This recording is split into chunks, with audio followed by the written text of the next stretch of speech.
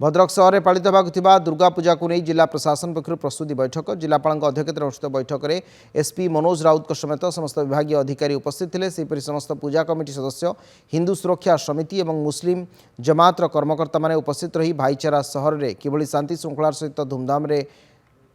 पालन हेब से नहीं आलोचना करा। सेपरी चलित वर्ष पूजा सुरक्षा दृष्टि व्यापक पुलिस मुतयन हो भद्रक एसपी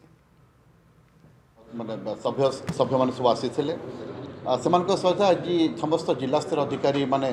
आज संपूर्ण जो आलोचना करिसेंती से जहाँ जहाँ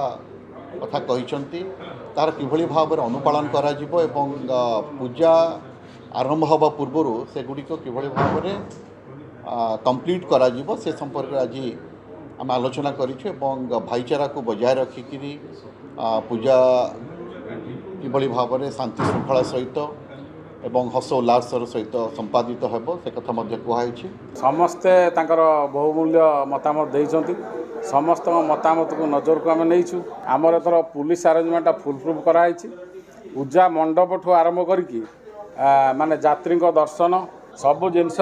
आमर जहाँ आरेंजमेंट रही है स्टाटिक आरेंजमेंट तब मोबाइल पेट्रोलिंग ट्रैफिक पूजा मंडप पाखे भी आम ट्रैफिक रखू